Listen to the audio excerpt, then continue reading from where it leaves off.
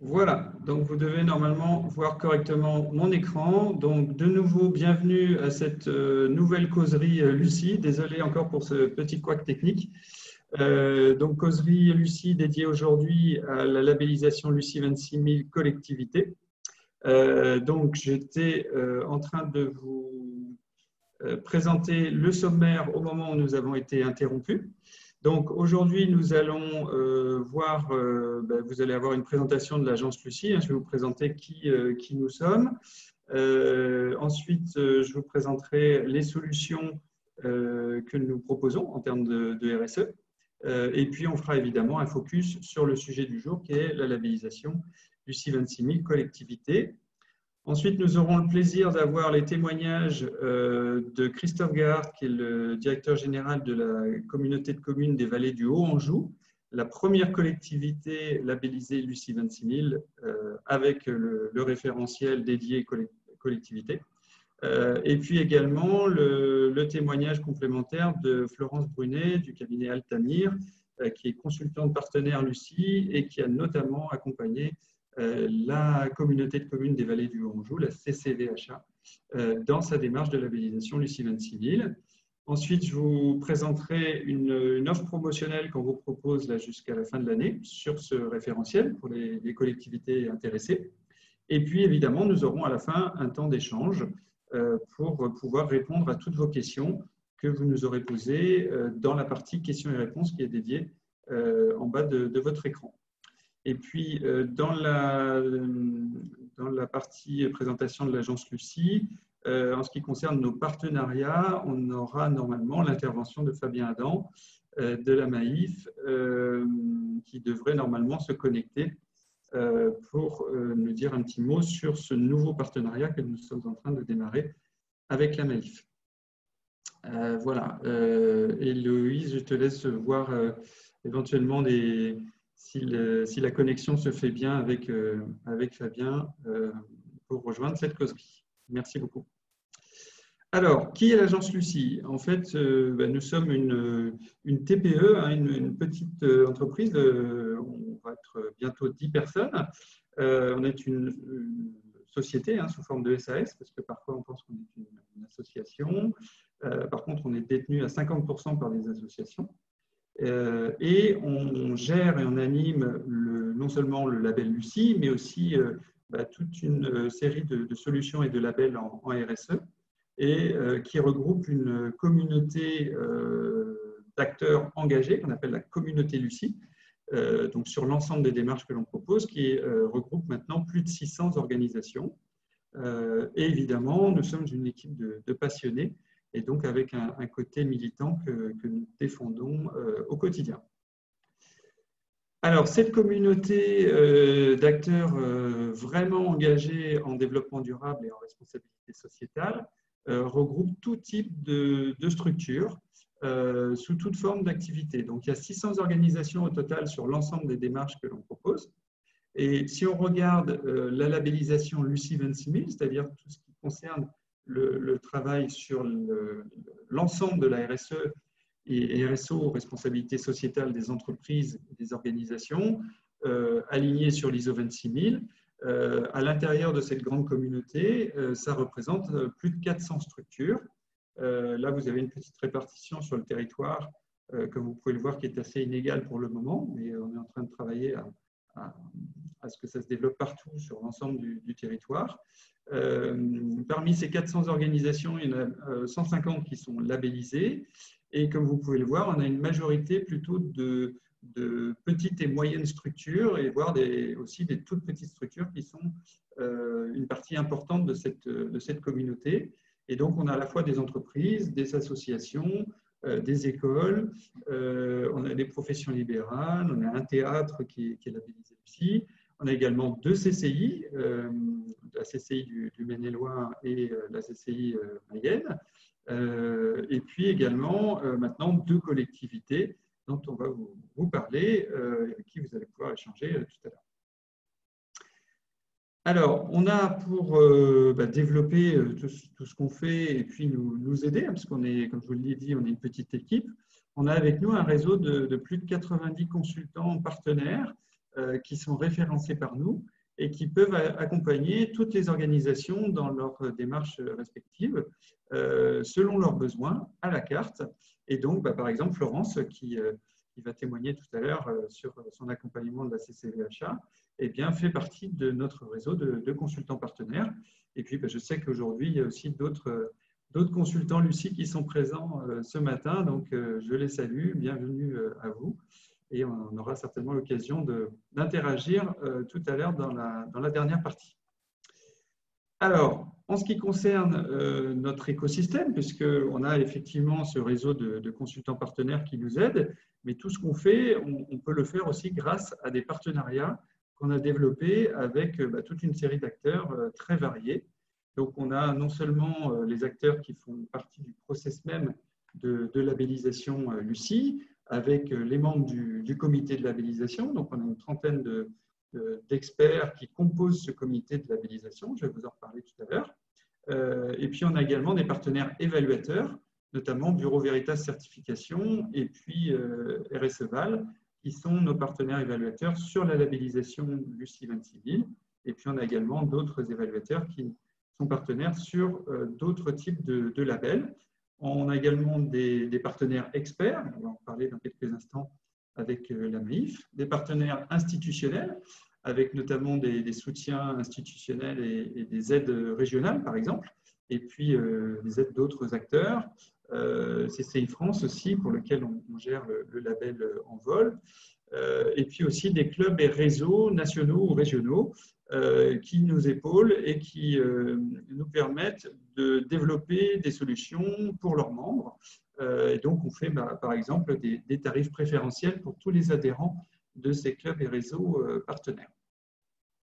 Alors, je vais juste demander à Héloïse si Fabien a pu se connecter correctement. Alors, il y a peut-être besoin que je fasse une manipulation pour le rendre conférencier. Alors, je vous demande juste… Et nommé conférencier, Mickaël. Ah, c'est bon? D'accord, super. Ouais. Donc, Fabien, je vais te laisser la parole pour présenter ce qu'on est en train de mettre en place, ce partenariat qu'on est en train de développer entre le label Lucie et la MAIF. Voilà, partenariat dont nous sommes très fiers. Et donc, Fabien, je te laisse prendre la parole. Peut-être que Mickaël active son micro. Mickaël, tu peux activer son micro peut-être? Alors, ok, désolé, je pensais que c'était fait. Hop, désolé.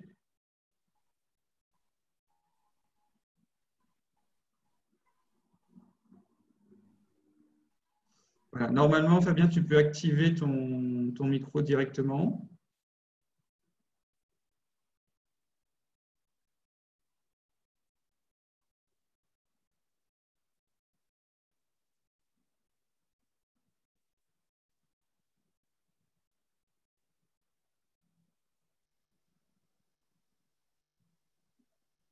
Alors, ça ne marche peut-être pas.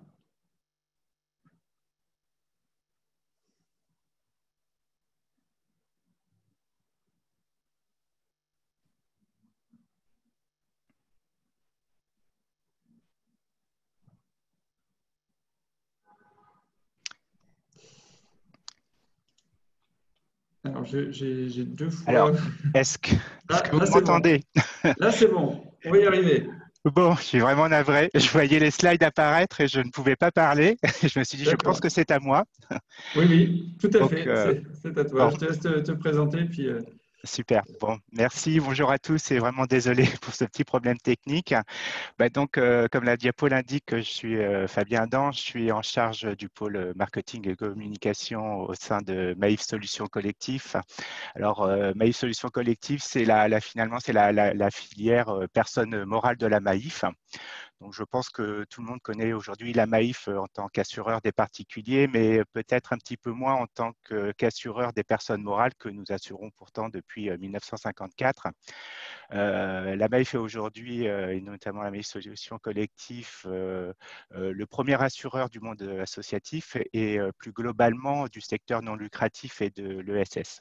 Voilà, où on y retrouve notamment les SCOP, les coopératives et les mutuelles. Et depuis maintenant, depuis 2010, donc 10 ans, nous assurons les collectivités territoriales. Alors, nous avons tout d'abord adressé les petites communes avec une offre spécifique qui avait été construite sur mesure à l'époque. Et au fur et à mesure, on va sur des communes, des collectivités territoriales un petit peu plus grosses. Donc, on va de la plus petite commune de France que nous assurons jusque maintenant à des régions et des communautés de communes. Voilà. Sur nos 180 000 structures en portefeuille, donc majoritairement associatives, nous couvrons aujourd'hui près de 1200 collectivités, donc aussi bien en gré à gré et maintenant en marché public, et aussi bien sur la protection de la collectivité que sur la protection de l'élu. Voilà. Donc la Maïf, outre le fait d'assurer, depuis toujours, c'est un peu dans son ADN, très soucieuse des problématiques sociétales et environnementales. Et aujourd'hui, elle se positionne pour être l'une des premières entreprises à mission. D'ailleurs, ce nouveau statut va être voté en juillet prochain, le 10 et 11 juillet, à l'occasion de notre Assemblée générale extraordinaire. Voilà. Donc, je pense qu'on sera le premier assureur entreprise ou mutuelle à mission. Voilà. Nous sommes convaincus, et puis là je vais reprendre un petit peu les axes de notre raison d'être, parce que finalement une entreprise à mission doit avoir sa raison d'être. Alors nous sommes convaincus qu'une implication large d'un maximum d'organisations contribuera à une économie plus responsable et plus durable. Et aujourd'hui on a une mission, vraiment un positionnement assuré, alors que ce soit par l'entreprise et réellement incarné par l'ensemble de ses dirigeants, notamment notre directeur général et notre président, qui est celui de convertir un maximum d'acteurs à adopter une démarche responsable et engagée. Voilà. Alors, c'est bien de le dire, mais c'est certainement encore mieux de le faire. Concrètement, demain et aujourd'hui, on commence déjà avec différentes initiatives. Nous souhaitons vraiment soutenir et accompagner toutes les organisations, alors sociétaires et non sociétaires, parce qu'on finalement on veut laisser personne à quai, dans une démarche en donnant tous les moyens et les outils nécessaires pour y aboutir. Voilà, donc nous voulons même aller jusqu'à la reconnaissance. On travaille aujourd'hui finalement à la reconnaissance de cet engagement à travers notre offre assurantielle. Voilà. On se pose la question, alors on a quelques convictions, mais aujourd'hui on est en train vraiment de le tester, c'est qu'on se pose la question de savoir si une organisation engagée ne serait peut-être pas plus responsable et que cette responsabilité potentiellement pourrait aussi réduire certains risques. Voilà. Vous allez retrouver en bas dans nos collaborations quelques actes et collaborations que nous avons mis en place. Je commençais par la droite avec l'opération 1000 cafés. Voilà, c'est une opération qui a été initiée par le groupe SOS, qui est un groupe sociétaire, pour lutter contre la désertification des petites communes rurales et favoriser aussi le lien social. Donc, au-delà de les assurer, on a voulu les soutenir finalement autrement, et du coup, on leur fournit aujourd'hui, alors petit à petit, parce que les 1000 cafés sont bien entendu pas tous montés, et puis en plus, la situation actuelle n'a fait que ralentir les choses. Mais voilà, au lieu de les assurer, au lieu de juste les assurer, aujourd'hui, on va leur fournir gratuitement du matériel informatique reconditionné. On leur fournit des solutions de gestion administrative et comptable, notamment avec encore un de nos partenaires qui est AssoConnect. Et puis, nous travaillons aussi sur des thématiques d'animation pour faire vivre ces lieux. Voilà, donc on a un écosystème qui est assez dense. Par exemple, aujourd'hui, on travaille beaucoup avec le réseau Zéro Ouest, voilà, qui pourrait venir faire des manifestations ou des événements, en tout cas sur le lieu pour l'animer et puis vraiment créer du lien. On a aussi un partenariat et une offre également avec Énergie Partagée. Alors, Énergie Partagée, finalement, c'est un collectif de citoyens qui recherchent une certaine autonomie énergétique. Donc, finalement, ils se retrouvent et très régulièrement, on retrouve derrière ce collectif des collectivités territoriales, alors qui viennent soutenir cette action et puis surtout qui viennent les aider matériellement, notamment et surtout en leur fournissant, en leur prêtant ou leur louant des terrains pour implémenter des panneaux photovoltaïques ou des parcs éoliens. Une toute nouvelle initiative, où là, qui est encore en période de test, et notamment avec la ville de Niort, qui est une plateforme d'engagement citoyen qui s'appelle Ma Ville Engagée.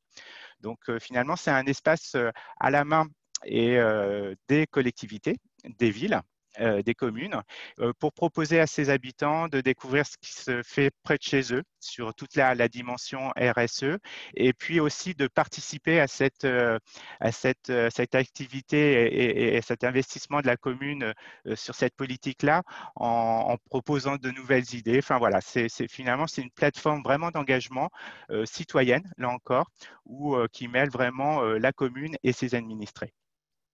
Encore une rapidement, donc la MRF avec qui on travaille aujourd'hui régulièrement avec toutes les petites communes. Et puis, on a fait un partenariat avec la MRF et Bouge ton coq pendant la période de crise, enfin, qui continue, et notamment pour soutenir les petits commerces ruraux. Voilà, j'ai à peu près tout dit. Je vais enfin quand même finir par le meilleur, hein, le meilleur pour la fin, avec notre collaboration avec Lucie. Donc, réellement, aujourd'hui, notre partenariat avec Lucie, je dirais qu'avant d'être un partenariat, c'est déjà une rencontre, une belle rencontre avec des personnes et une rencontre de deux entités qui partagent réellement les mêmes valeurs. Je dirais l'envie de faire évoluer les comportements. Voilà, on s'est retrouvés sur pas mal de points communs quand on a discuté ensemble. À titre personnel, j'ai connu Lucie par un ami proche qui est labellisé, qui a une agence audiovisuelle et qui est labellisée. Et je me suis dit, il faut qu'on aille plus loin, voilà, avec ma collègue Janani. Donc, on a essayé d'entretenir un partenariat. Ça va faire maintenant, je ne me trompe pas, Michael, peut-être au moins 8 mois qu'on converse ensemble, qu'on commence à initier des choses. Et puis, voilà, c'est vraiment une collaboration de valeurs vraiment et de convictions qu'on a entamée.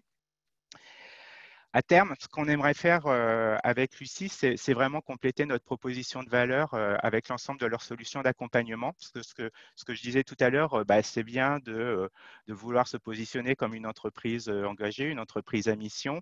C'est bien de vouloir embarquer tout le monde dans cette dimension, mais c'est bien aussi du coup de leur donner les moyens d'y aller, parce que justement, si on veut récompenser cet engagement, c'est bien de dire écoutez, bravo, vous le faites, et tant mieux, venez chez nous. Non, nous, ce qu'on veut, c'est vraiment accompagner et puis le maximum de personnes et de leur donner les outils et de faciliter l'accès à ces outils. Donc, c'est ce qu'on veut vraiment faire demain avec nos différentes collectivités, voilà, sociétaires. Alors, on le fera aussi avec nos associations et on le fera certainement demain aussi avec les entreprises. Mais l'idée vraiment, c'est de pouvoir proposer toutes les solutions et finalement d'aller au rythme et à la sensibilité de chacun de nos sociétaires et potentiels, en allant, voilà, ce que Michael va en parler ou a dû en parler. Je suis désolé, je n'ai pas vu le début de la présentation, mais notamment, on part vraiment de solutions quasi gratuites avec l'auto-évaluation pour aller finalement jusqu'au Graal avec la labellisation. Voilà. Donc, en attendant d'intégrer finalement tout le catalogue Lucie dans notre propre catalogue d'offres et de solutions, on va tester réciproquement la pertinence et la convergence de notre collaboration. Donc là, dès juillet, donc prochainement, on va lancer un quiz auprès de l'ensemble de nos collectivités sociétaires afin de mesurer leur appétence et leur maturité sur le sujet RSO. Donc voilà, ça nous donnera une première approche. Et puis derrière, potentiellement, on pourra lancer différentes actions pour finalement les engager encore un peu plus qu'elles peuvent l'être aujourd'hui. Ensuite, alors voilà, donc l'agence Lucie nous a gentiment aussi invités au Salon Pro Durable, sur lequel on sera présent donc, le 7 et 8 septembre 2020. on va enfin pouvoir faire la convention Lucie qui était prévue, je crois, si je ne dis pas de bêtises, pendant la période de confinement. Donc, on va recevoir sur notre lieu, le Maïf Social Club à Paris, Lucie. Je crois aussi c'est pour fêter aussi un nombre, les 700 nouveaux. Pas encore, pas tout à Pas fait. encore? Ah, excuse-moi, 500 alors, je ne sais plus. C'était prévu pour 500, on est maintenant à 600 avec le retard que ça a pris, mais D'accord, d'ici octobre, effectivement, on sera bien à 700. ouais, peut-être, on ne sait jamais. Donc voilà, on va faire donc ouvrir le Maïf Social Club pour cet événement. Va se tenir aussi au mois d'octobre le Salon des maires, avec qui on va avoir le plaisir aussi du coup d'inviter Lucie. Et puis, on va lancer au cours des prochains mois différentes initiatives. L'idée, c'est vraiment que demain, on ait deux communautés qui puissent se rejoindre sur les bases de nos valeurs communes. Voilà. Donc, on a des convictions et je pense qu'il y a un beau partenariat, une belle collaboration à faire avec l'agence Lucie. Voilà, j'en ai fini, Michael. Très bien, merci beaucoup Fabien. On est effectivement, nous, très heureux aussi de cette rencontre, de cette belle rencontre où, comme tu l'as souligné, on partage des valeurs et ça, c'est très important. Et il nous est tout de suite apparu, en fait, dès qu'on est entré en contact et qu'on a échangé, que la Maïf était Lucie compatible. On est vraiment bien dans l'esprit de la communauté Lucie où on est dans un engagement qui est réellement sincère en responsabilité sociétale et donc avec des belles valeurs d'éthique. Et donc là, on a un démarrage d'actions communes qui nous donnent des belles perspectives, des choses très intéressantes et qu'on va encore développer par la suite très certainement. Donc encore une fois, merci beaucoup et on est très heureux de démarrer ce partenariat avec vous. Et c'est réellement partagé. Très bien. Alors, les solutions. Je vais essayer de faire assez vite pour essayer de rattraper un petit peu une partie du temps qu'on a perdu sur ces problèmes techniques. Et je suis vraiment désolé. Donc, je vais d'abord vous donner un petit aperçu, un petit panorama des solutions auxquelles faisait référence Fabien juste à l'instant. En fait, nous, l'ensemble des solutions qu'on propose, on présente ça un peu sous forme de montagne, où en fait, l'idée, c'est de vous permettre d'aller jusqu'où vous souhaitez, et puis de vous donner l'équipement qui vous correspond en fonction du niveau dans lequel vous souhaitez vous engager. Alors, il y a un premier niveau qui consiste à venir s'informer, partager, s'outiller. Et donc, pour ça, on développe des outils. Alors, on a entre autres la base de données Lucifer. Alors, on aime bien les petits noms un peu sympas chez Lucie. Et donc là, c'est ironique, Lucifer en deux mots. Et donc ça, c'est une base de données de bonnes pratiques qui regroupe tout un ensemble de bonnes pratiques de tout type d'organisations qu'on a pu identifier. D'abord, là, pour l'instant, ce sont des bonnes pratiques qui sont dans le domaine public. La base a été chargée avec plus de 400 bonnes pratiques sur l'ensemble de l'ISO 26000. Et là, elle est en train d'être alimentée par la communauté Lucie et puis d'autres organisations aussi qui adhèrent à cette base, de façon à la faire vivre et on a l'objectif d'atteindre 2000 bonnes pratiques d'ici la fin de l'année. Et l'idée, c'est de pouvoir retrouver, quel que soit le sujet sur lequel on veut intervenir sur l'ISO 26000, eh bien, on peut retrouver des bonnes pratiques qui correspondent, quel que soit son secteur d'activité. Donc, c'est un outil très puissant qui va permettre vraiment de trouver des sources d'inspiration, des idées pour alimenter sa démarche RSE. À tout niveau. Et puis là, dans une V2 qui est déjà en cours d'élaboration, on va faire le lien aussi avec les ODD, les objectifs de développement durable, ce qui va permettre de faire le lien directement avec ces bonnes pratiques pour montrer la contribution à tel et tel ODD. Lucie AD2R, ça c'est un outil de calcul du ROI de la RSE. Je ne vais pas m'étendre là-dessus, c'est pour calculer le retour économique d'une démarche RSE. Donc ça, c'est très intéressant en ligne. Ensuite, l'étage suivant, c'est la possibilité de venir se former. Tout d'abord, se former au référentiel Lucie 26000 dans l'objectif de se labelliser ou tout simplement pour utiliser le référentiel pour soi, pour avoir de la méthodologie, une méthodologie pratique clé en main pour développer sa propre démarche RSE. ou bien se former aussi sur tout type de sujet RSE, que ce soit sur les achats responsables, sur la communication responsable, la qualité de vie au travail, etc. Dans le centre de formation Lucie, on va retrouver tout un tas de modules qui composent en fait toute la notion globale de RSE. Et on est data docké pour l'instant, et puis on a le projet d'être certifié Calliope, bien évidemment, pour avoir une reconnaissance de la qualité de nos formations. Ensuite, sur l'étage 3 de la montagne, là, on passe à l'action, et c'est ce qui permet d'intégrer la communauté Lucie. À partir de cette étape-là, quelle que soit la démarche que l'on entreprend, on rentre dans la communauté Lucie et on a accès à tous les mêmes outils, services et événements. Donc, on a le parcours 1, 2, 3 Lucie qui permet d'y aller en douceur et d'avoir de la méthodologie pour construire sa démarche RSE et s'auto-évaluer en profondeur, mais sans aller jusqu'à un label à ce stade. Là, c'est l'apport méthodologique clé en main pour appliquer l'ISO 26000 de façon pratique dans sa structure. Et puis, il y a possibilité aussi d'aller plus loin, toujours sur tout l'ISO 26000, avec le label TOUMAI, qui est un label premier pas en RSE, et pour lequel on a fait des causeries dédiées. Si vous n'avez pas pu y assister, on peut vous envoyer le replay, comme sur toutes les autres solutions que je vous montre ici. On a le label Envol, qui est un petit label environnemental pour les PME de moins de 50 personnes, qui permet de mettre en place un premier système de management environnemental. Et donc ça, c'est un label que l'on porte pour le compte de CCI France. Et puis, on gère aussi depuis l'année dernière le label numérique responsable, avec un référentiel dédié pour gérer ses activités numériques de façon responsable. Et ce label, on le gère pour le compte de l'INR, l'Institut du numérique responsable. Et puis, sur le dernier étage de la montagne, eh bien, on a l'aboutissement avec la démarche complète, la labellisation Lucie 26000, qui est la référence en RSE et RSO, et qui permet là de s'engager et d'avoir une reconnaissance complète sur l'ensemble de l'ISO 26000. Et je vais vous détailler le process juste après. Et puis, on est allé plus loin, et puis du coup, c'est l'objet de cette causerie aujourd'hui. On a un référentiel générique et qu'on a adapté à différents secteurs d'activité, ce qu'on appelle des déclinaisons sectorielles. Et donc, le référentiel Lucie 26000 collectivité fait partie de ce qu'on appelle les déclinaisons sectorielles.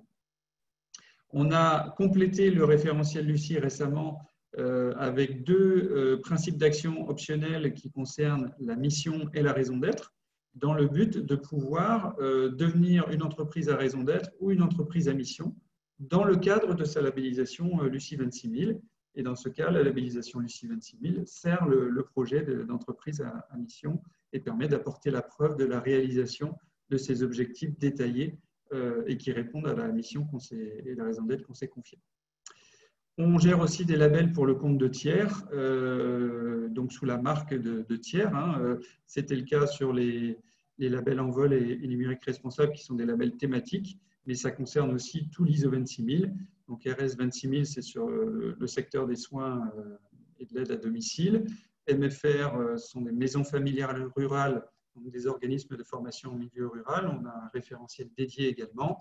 Et puis on est en construction d'un référentiel spécifique pour les entreprises du réseau Produits en Bretagne.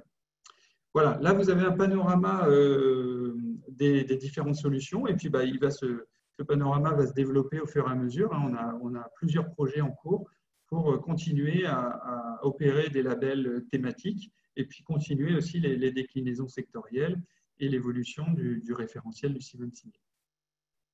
Alors, le référentiel Lucie 26000 collectivité, duquel on va parler juste après, est directement aligné sur la norme internationale ISO 26000.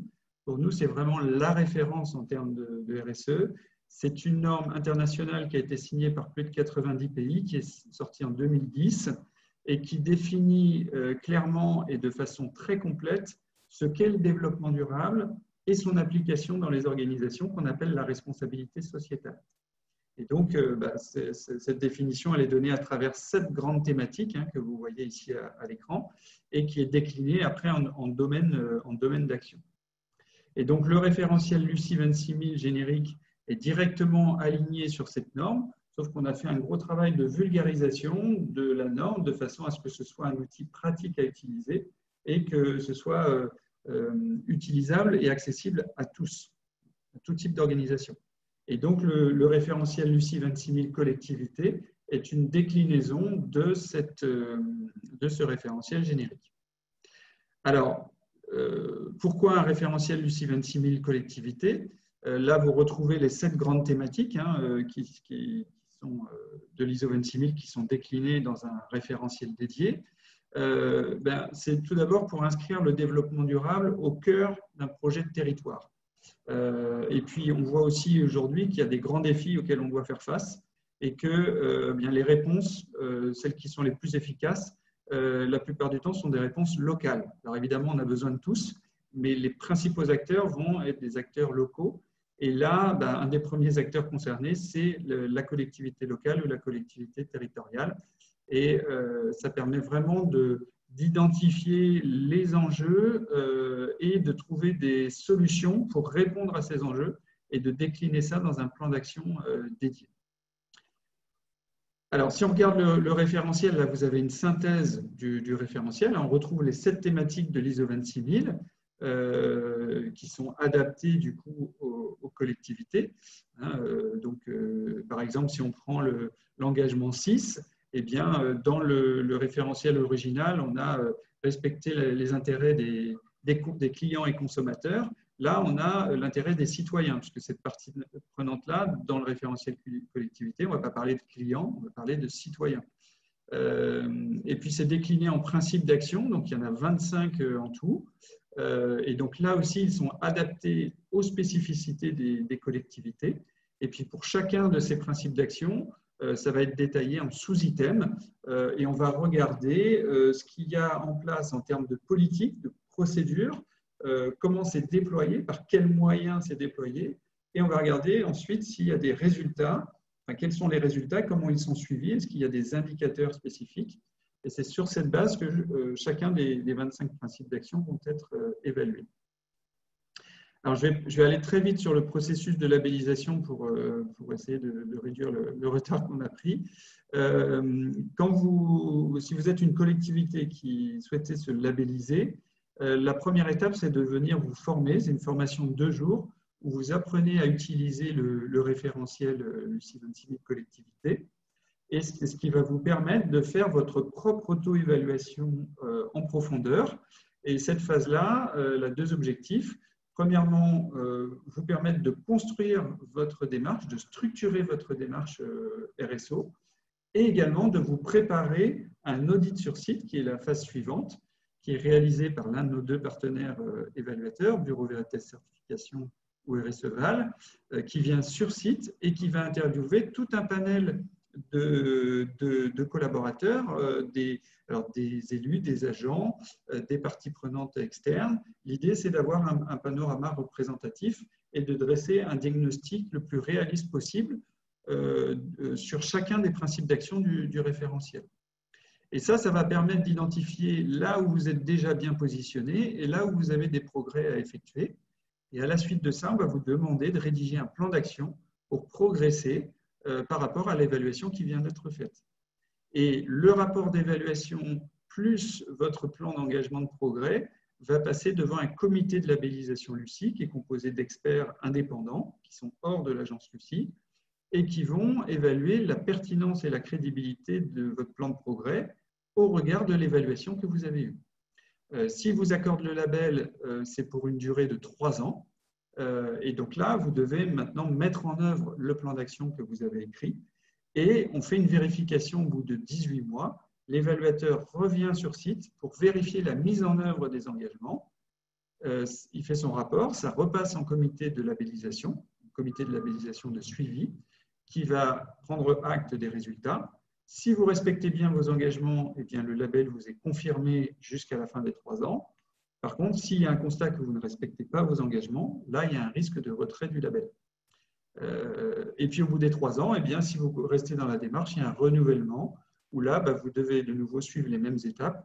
Il n'y a plus la formation, mais vous devez faire une mise à jour de votre auto-évaluation. Et ensuite, il y a de nouveau une évaluation globale sur site. Vous devez reprendre des engagements à 3 ans sur la base de cette évaluation actualisée. De nouveau, un passage en comité de labellisation et un check à 18 mois. Alors, tout est fait pour que vous soyez autonome dans la démarche mais vous pouvez bien évidemment être accompagné.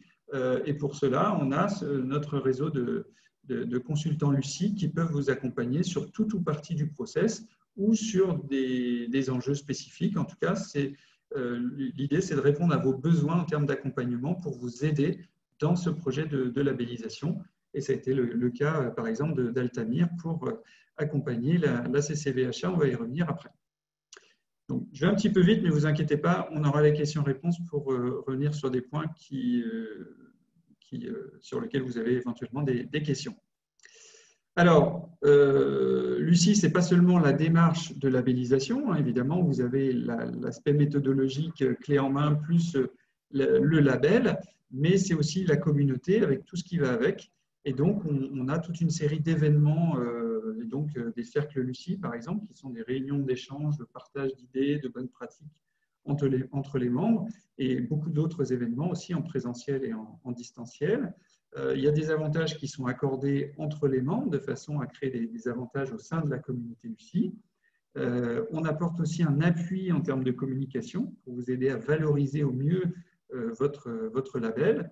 Et puis, on fournit aussi des outils. Donc, le processus que j'ai décrit juste avant, je ne vous l'ai pas mentionné, mais il est géré sur une plateforme en ligne qui s'appelle Lucie Online.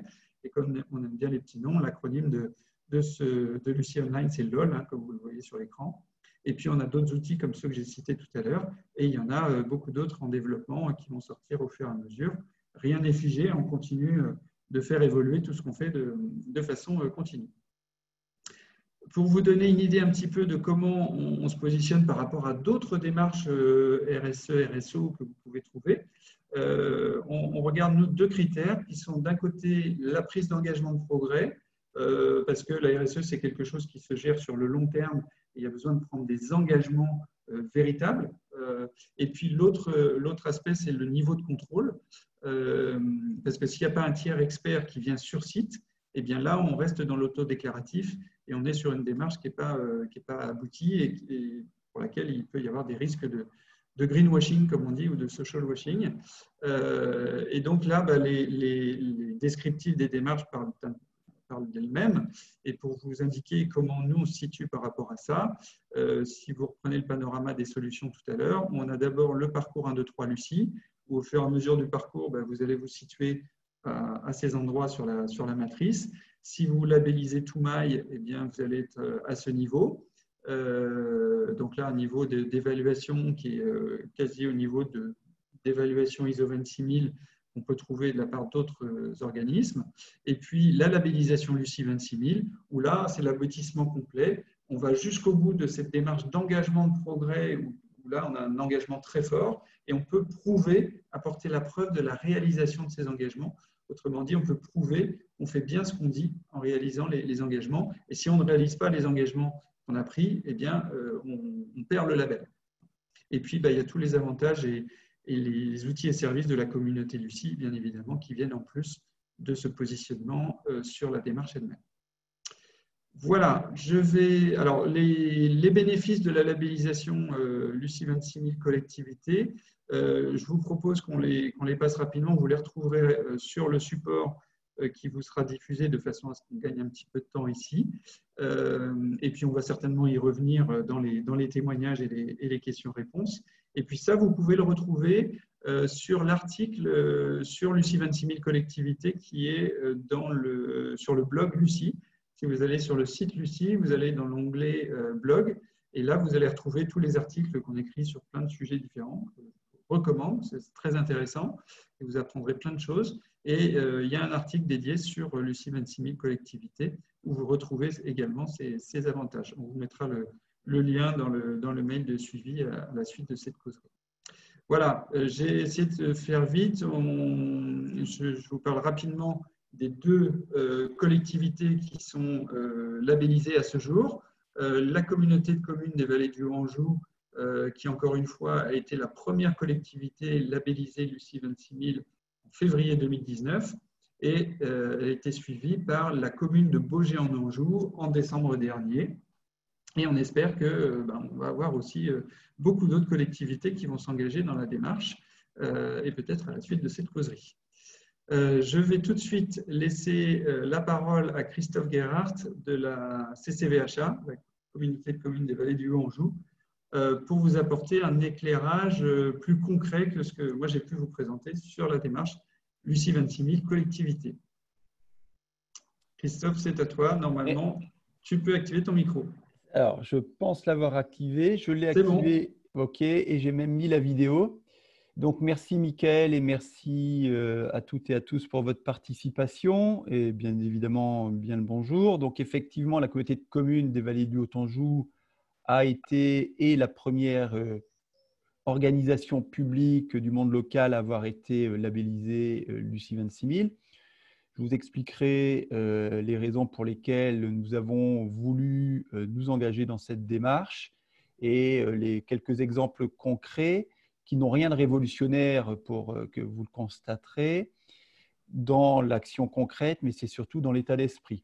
Alors, je me permettrai, Mickaël, d'ajouter un atout supplémentaire à cette labellisation et c'est une des raisons pour lesquelles nous nous sommes engagés dans cette démarche. C'est une démarche de marketing territorial. Clairement, le secteur privé connaît parfaitement la RSE. Le secteur des bailleurs sociaux connaît parfaitement le monde de la RSE et le monde des collectivités locales en était complètement étranger, alors même que de par nos missions, de par nos statuts, notre raison d'être, eh bien, nous devrions être les premiers à appliquer la démarche RSE, qui est une démarche respectueuse de toutes les parties prenantes, notamment. Monsieur Adam parlait d'entreprise à mission. Ben, nous, en tant que service public, nous sommes réellement une entreprise à mission. Alors, je suis un fonctionnaire territorial assez iconoclaste. Je dis souvent que le service public est le patrimoine de celles et ceux qui en ont peu, voire pas. Donc, on a cette volonté de faire profiter, bénéficier aux plus fragiles d'entre nous les services publics de qualité et d'excellence. Donc, la communauté de communes, quelques chiffres rapides, si Mickaël, tu pouvais effectivement. Donc, déjà, il faut bien comprendre, et c'est une des raisons pour lesquelles on s'est engagé dans cette démarche. Donc, déjà, vous voyez le Maine-et-Loire, donc pays de région de la Loire, environnement assez protégé. Donc, il n'y a que les habitants de Maine-et-Loire qui ne s'en rendent pas compte, mais c'est un environnement assez exceptionnel. On est issu la communauté de communes des Vallées du Haut-Anjou, d'une fusion de 3 communautés de communes relativement rurales, aux pratiques rurales, qui n'est pas du tout négatif, et qui a largement bien fonctionné. Mais on passait dans un monde différent. On a dû changer de paradigme. On est arrivé maintenant dans un monde assez professionnel, administratif, voire scientifique, avec le côté désagréable. C'est un côté assez froid, malheureusement. Risque de perte de proximité. Alors, le Maine-et-Loire, bien évidemment, la ville-centre, c'est Angers. Donc, on est situé, nous, au Lion d'Angers, à 15 minutes du centre-ville. On est vraiment un territoire périphérique. Et donc, avec tous les enjeux, effectivement, de développement également, on est au milieu, j'allais dire, du monde rural et du monde urbain. Donc, slide précédent. Suivant, pas précédent. Oui, je me permets de préciser également sur l'historique, ça je ne l'ai pas dit tout à l'heure, mais sur la réalisation du référentiel Lucie 26 000 collectivités. Il a été financé en partie par le département du Maine-et-Loire, qui est département très actif, puisqu'on a eu la chance aussi d'avoir la première collectivité, la première CCI labellisée Lucie, qui est la CCI du Maine-et-Loire. Donc déjà il y a plusieurs années et qui est une démarche également pionnière. Donc on a vraiment ce territoire du département du Maine-et-Loire assez pionnier en termes de démarche RSE, d'organismes tels que la CCI et puis maintenant deux collectivités également. Alors, effectivement, j'allais y venir, Mickaël. Le département du Maine-et-Loire nous a fortement aidés. Vous, Lucie et nous, dans la mise en œuvre de ce projet dans lequel nous croyons énormément par la construction du référentiel secteur public. Et si j'ai bien compris, vous allez avoir aussi le premier bailleur social, Lucie 26 000, avec Maine-et-Loire Habitat.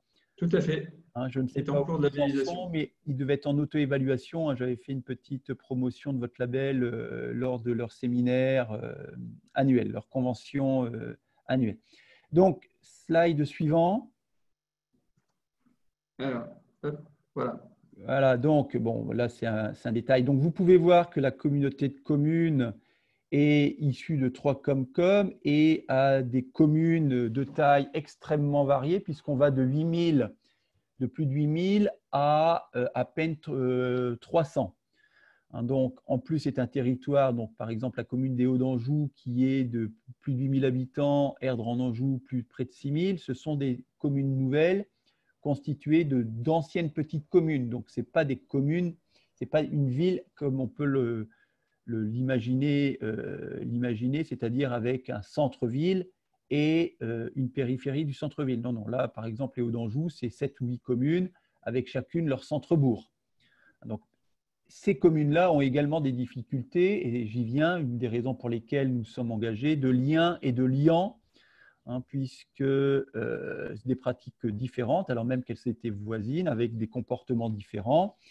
Et lorsque je suis arrivé directeur général et que j'ai dû mener cette fusion, je m'étais rapidement interrogé sur quelle colonne vertébrale pourrions-nous construire pour créer du lien et du liant entre les 3 anciens territoires de la COMCOM, les 3 ex-COMCOM, et les communes et la communauté de communes.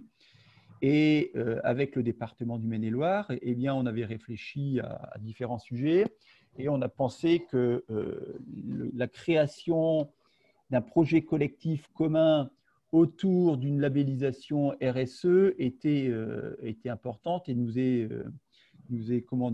a paru évidente. Donc, c'est la première colonne vertébrale qui permet d'unir des élus, des communes, une équipe de cadres, une équipe d'agents autour d'un projet collectif. Et on y viendra également après. Alors, bien évidemment, nos élus sont intimement persuadés qu'il faut engager une transition durable, hein, et chacune dans nos coins, on faisait quelques petites actions. Donc, ça nous a permis effectivement d'intégrer dans cette démarche RSE cette transition durable. Simplement, on me demande souvent, mais pourquoi vous n'êtes pas engagé dans une démarche ISO 9001 ?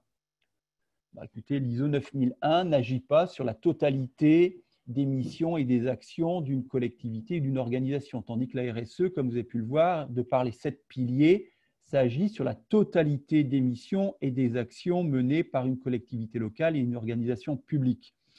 C'est très englobant, d'accord, et on ne laisse pas de côté un pan entier de l'organisation. Et ISO 9001, bon, j'ai peut-être des a priori, mais vous certifiez des pratiques. Si elles ne sont pas vertueuses, eh bien, vous certifiez des pratiques peu vertueuses.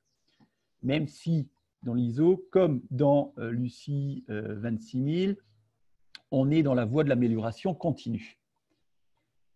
Slide suivant, s'il te plaît, Michael. Donc, quelques chiffres très rapides. Donc, bon, vous verrez tout ça sur notre site internet, hein, mais on est près de 40 000 habitants, 16 communes. Alors, à l'origine, c'était près de 35 communes, hein, donc 15 000 logements, pas toujours bien classifiés, 1500 entreprises, des TPE, TTTPE même, beaucoup de biodiversité quand même, il faut le savoir. Et on a bien évidemment beaucoup de services de proximité et on se bat pour les maintenir et les renforcer et même les développer. Et la RSE, justement, nous permet de maintenir et de développer ces services de proximité. Slide suivant, s'il te plaît. Donc, là, j'ai rajouté un slide, la question qui se posait en 2015. Alors, il faut savoir que je suis arrivé en novembre 2014, donc en 2015, et le monde des collectivités locales. Alors, je ne sais pas si j'ai beaucoup de collègues fonctionnaires territoriaux parmi les participants, mais en 2015… alors, je répondrai à Laetitia Dumas, à la question de Laetitia. Je me permets de dire Laetitia. La question qui se posait, c'était mais comment réussir cette réforme territoriale? Donc, on avait quand même des enjeux très forts. On nous obligeait à fusionner les collectivités, enfin les EPCI, établissements publics coopération intercommunale, en dessous de 15 000 habitants. On nous obligeait de faire des fusions de communes nouvelles, quasiment, des obligations, et de créer des schémas de mutualisation. Et on s'était dit, mais comment réussir cette réforme? Comment en faire un levier de développement, d'opportunité de développement, tout en étant acteur au sein d'un environnement en pleine mutation, hein, que ce soit l'environnement juridique, opérationnel et écologique, respectueux de l'ensemble des parties prenantes, puisque le président qui m'a recruté a la même, j'allais dire, volonté de faire, d'être acteur et pas spectateur, et donc on pouvait apparaître, lui comme moi, comme étant un peu rouleau compresseur, ne faisant pas assez attention aux autres. C'est sûrement vrai, hein, c'est les critiques qui ont pu être émises. Améliorant la qualité des services publics, et ça j'y tiens absolument, comment rendre meilleur et comment améliorer le service public avec toujours cette volonté de rendre service, je veux dire, de faire bénéficier aux plus fragiles d'entre nous des services publics de qualité, réaliser des gains de productivité, puis il ne faut pas avoir peur d'employer des gros mots dans le secteur public, il faut qu'on augmente nos gains de productivité, il faut qu'on soit efficient, il faut qu'on puisse justifier de l'utilisation des impôts levés, et tout en se distinguant de la concurrence. On a 1200 concurrents, il y a 1200 établissements publics de coopération intercommunale, 35 000 communes. Comment nous distinguer de la concurrence? Alors, tout ça, c'est des gros mots que les élus qui m'ont employé, qui m'emploient, ne connaissaient pas il y a 5 ans. On est en concurrence, certes beaucoup plus feutré que, comment dirais-je, que le monde des hypermarchés, mais on est en concurrence, clairement. On se doit de réaliser des gains de productivité comme le secteur privé. Je suis persuadé que la Maïf est en concurrence, même si c'est des assureurs militants, avec d'autres compagnies d'assurance. Slide suivant. Alors, je vais déjà répondre à la question de Laetitia Dumas, qui me dit, mais du fait, vous intégrez donc toutes les démarches territoriales type agenda 21 dans votre démarche RSE? Oui. À mon sens, Madame Dumas, j'espère que vous ne l'avez pas démarré, mais les démarches territoriales type agenda 21, ce n'est, et Madame Brunet pourra peut-être le dire tout à l'heure, mais ce n'est qu'un petit bout de la démarche RSE-RSO. Ça agit, dans ce que j'avais pu voir à l'époque, que sur la partie environnementale. D'accord ? Notamment, c'est très connoté environnemental, écologie, même si ça peut aller au-delà. Okay ? Et la démarche RSO englobe toutes les activités d'une collectivité locale. Et quand vous regardez dans Wikipédia ce que c'est la RSO, c'est simplement l'application de la démarche du développement durable à l'ensemble des activités d'une organisation. Alors, vous me répondez, madame, c'est la tendance des collectivités. Je vous réponds, oui, mais les collectivités ont toujours 1 ou 2 trains de retard. Malheureusement, alors, en général, il y en a des novatrices, et on ne connaît pas toujours leurs innovations, mais je pense que l'agenda 21 est au goût du jour, mais a quand même quelques démarches de retard. Il n'empêche que si vos élus sont convaincus de cette démarche agenda 21, il faut continuer à la faire parce que c'est une bonne porte d'entrée dans les RSO, et c'est à vous, à nous fonctionnaires, de leur dire, mais il y a autre chose que l'agenda 21 et à ouvrir ce que j'appelle toujours le champ des possibles. Et petit à petit, vos élus en redemanderont. Et si j'ai un conseil à vous donner, emmenez-les à la convention Lucie, qui l'année passée a eu lieu à Angers. Et là, je vois qu'elle aura lieu à la Maïf. Donc, je suppose que c'est la ville-centre de France. Donc, Social Club, Maïf Social Club. OK, mais je peux que vous inviter à venir à la convention Lucie. Donc, nous, ce qu'on vous voulait faire de la labellisation… Pardon ? Donc, un bout de photo est à l'écran, la dernière en date qui était d'accord. justement à la CCI du Bénévolat. Exactement. Alors, je suis, si vous voulez voir, je suis au milieu. Ah oui. Donc, vous pouvez jouer à appeler Charlie. Voilà, qui lève la main droite. Je ne pouvais pas ne pas mettre dans le rapport d'activité. Je ne sais pas si vous voyez ma flèche. Mais… Non, mais c'est bon, c'est une taquinerie. Donc, en fait, nous, on se veut territoire de progrès. Et la façon de progresser, la méthode, la voie pour progresser, c'est la labellisation RSO Lucie 26000. Slide suivant, s'il te plaît. Michael. Alors, était bien ciblé d'aider avec vision, mais Alors, Claudine, je me permets, Delaroque nous dit effectivement, c'était bien ciblé d'aider avec vision beaucoup plus large, ce que je comprends bien, mais était dévoyé uniquement sur la partie environnementale. Je vais aller assez vite. Hein. On est donc, comme l'a dit, on est territoire pilote des démarches RSO territoriales. Alors, en février 2019. Alors, on dit février 2019, on a beaucoup espéré l'être en décembre 2019 et on pensait l'être. On avait établi un excellent dossier. Je pense que Madame Altam… Comment ? Décembre 2018 ? Oui, 18, pardon. Madame Brunet nous accompagnait déjà et on a, me semble-t-il, hein, et on a malheureusement échoué en décembre 2019 et on a repris, et j'ai repris le bâton de pèlerin pour expliquer aux membres du collab qu'ils avaient tort de ne pas nous labelliser, qu'ils devaient nous faire confiance. Et donc, ça a été une production d'une relativement longue lettre qui démontrait notre volonté de nous engager dans cette démarche. Et en février 2019, nous avons convaincu les membres du collab et ils nous ont labellisés. Tout ça pour dire que ce n'est pas, à mon sens, un label de pacotille. C'est un label véritablement engageant et ce label a la force qu'on veut bien lui donner. Alors, quand les élus ont dit mince, on n'est pas labellisé, on va abandonner, parce qu'il y a toujours de l'abandon. Je leur ai dit, écoutez, vous allez voir que je suis, comment dirais-je, avec toute proportion gardée, je leur ai dit que Paris n'avait pas eu les Jeux Olympiques au premier coup. Hein. D'accord ? Et Paris a enfin les Jeux 2024. Alors, quelles sont les principales difficultés rencontrées pour déployer cette démarche ? Ça a été de donner du sens à la RSO, déjà, d'expliquer ce que c'était. Et lorsque vous expliquez ce que c'est, souvent on vous dit « oui, mais on est déjà RSO, on fait déjà des choses. On est RSO compatible. » Si vous êtes RSO compatible, il n'y a pas grand-chose à faire pour devenir RSO labellisé. Engagez-vous, hein, comme disait un ancien résistant. D'accord ? Engagez-vous, ne soyez pas RSO compatible, ayez le courage de vous faire auditer, évaluer par un organisme extérieur, d'écrire des engagements que vous allez faire auditer au bout de 18 mois et 36 mois. D'accord ? La RSO nous permet d'être dans un cadre, je dirais, contraint, mais relativement souple. Vous auto-évaluez, vous dégagez des engagements, vous les déterminez. On vérifie si les engagements sont suffisamment ambitieux, mais pas trop non plus, parce qu'il ne faut pas que les agents ne fassent que ça. Et au bout de 18 mois, on vous audite. Alors, nous, on va être audité, ou évalué en septembre, dans les prochaines semaines. Je pense que ça sera plutôt bien, très positif. On a 49 engagements. Alors, 49, c'est fait exprès, hein, parce qu'on est dans le département du Maine-et-Loire et on est 49. Hein. C'est simple, hein, la conviction, la persuasion, hein, c'est des petits moyens mnémotechniques. Hein. D'accord ?